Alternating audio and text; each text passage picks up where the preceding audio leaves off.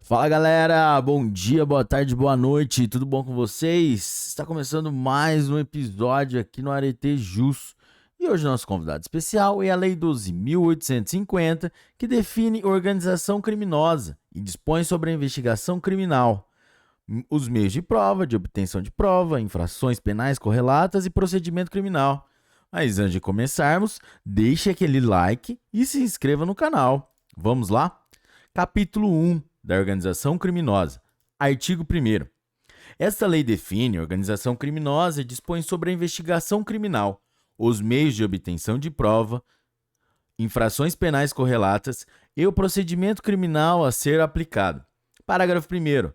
Considera-se organização criminosa a associação de 4 ou mais pessoas estruturalmente ordenada e caracterizada pela divisão de tarefas, ainda que informalmente, com o objetivo de obter, direta ou indiretamente, vantagem de qualquer natureza, mediante a prática de infrações penais, cujas penas máximas sejam superiores a 4 anos ou que sejam de caráter transnacional.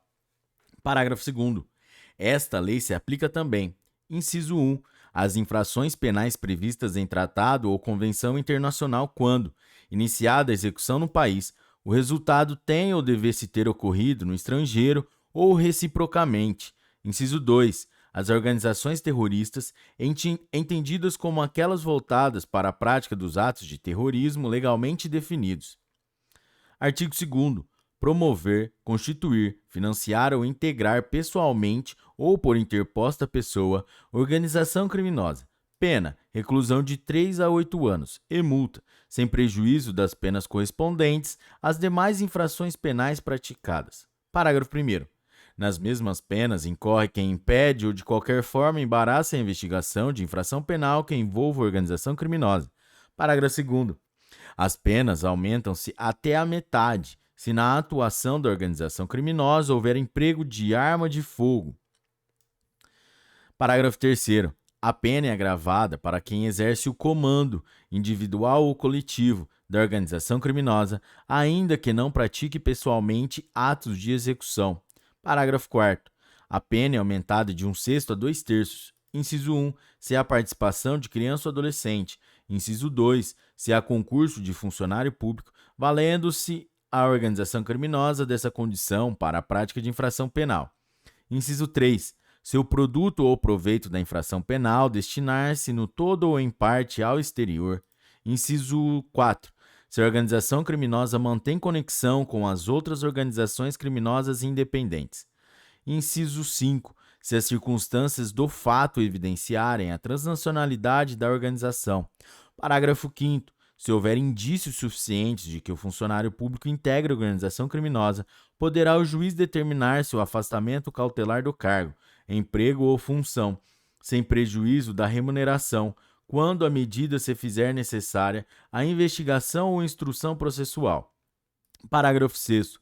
A condenação com trânsito em julgado acarretará ao funcionário público a perda do cargo, função, emprego ou mandato eletivo e a interdição para exercício de função ou cargo público, pelo prazo de 8 anos subsequentes ao cumprimento da pena. Parágrafo 7º.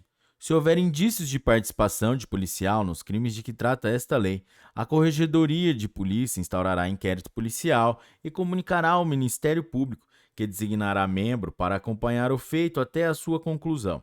Parágrafo 8º. As lideranças de organizações criminosas armadas ou que tenham armas à disposição deverão iniciar o cumprimento da pena em estabelecimentos penais de segurança máxima. Parágrafo 9º.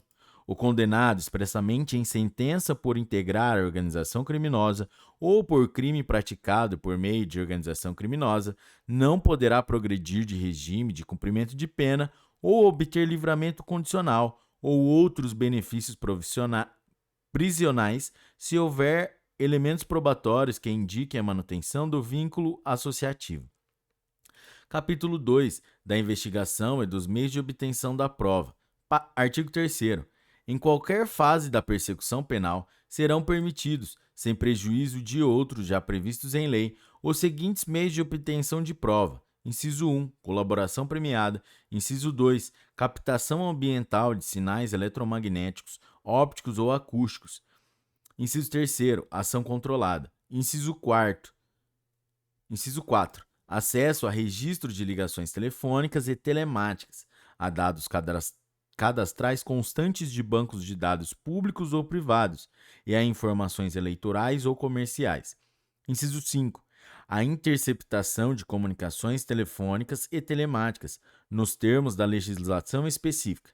Inciso 6, afastamento do sigilo financeiro, bancário e fiscal, nos termos da legislação específica. Inciso 7, infiltração por policiais em atividade de investigação na forma do artigo 11. Inciso 8, cooperação entre instituições e órgãos federais, distritais, estaduais e municipais na busca de provas e informações de interesse da investigação ou da instrução criminal. Parágrafo 1º. Havendo necessidade justificada de manter sigilo sobre a capacidade investigatória, poderá ser dispensada a licitação para a contratação de serviços técnicos especializados, aquisição ou locação de equipamentos destinados à Polícia Judiciária para o rastreamento e obtenção de provas previstas nos incisos 2 e 5. Parágrafo 2º.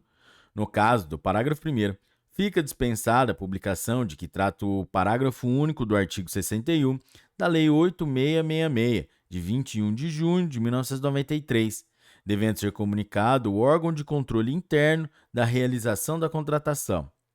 Seção 1 da colaboração premiada. Artigo 3º-A. O acordo de colaboração premiada é negócio jurídico-processual e meio de obtenção de prova, que pressupõe utilidade e interesse públicos. Artigo 3º-B.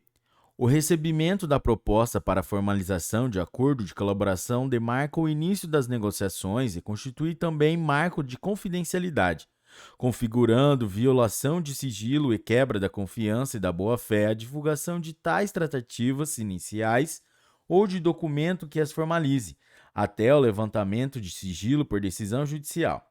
Parágrafo 1º. A proposta de acordo de colaboração premiada poderá ser sumariamente indeferida, com a devida justificativa, cientificando-se o interessado. Parágrafo 2º.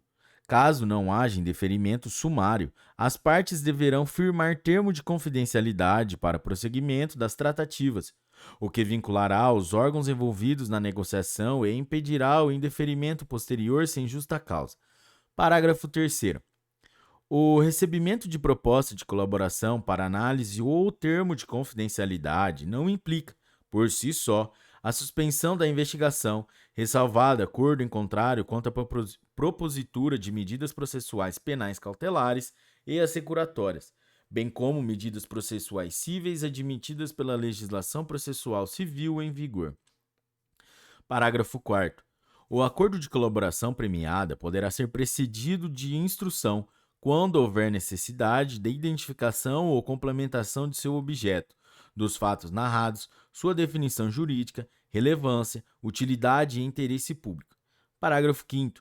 Os termos de recebimento de proposta de colaboração e confidencialidade serão elaborados pelo celebrante e assinados por ele, pelo colaborador e pelo advogado ou defensor público com poderes específicos. Parágrafo 6º. Na hipótese de não ser celebrado o acordo por iniciativa do celebrante, esse não poderá se valer de nenhuma das informações ou provas apresentadas pelo colaborador de boa-fé para qualquer outra finalidade. Galera, é isso aí. Esse foi o primeiro episódio da Lei 12.850, que trata sobre organização criminosa. Se você curtiu este episódio, deixe o seu like e faça sua inscrição, que vale muito pra gente. Até a próxima, bons estudos e um forte abraço. Tchau!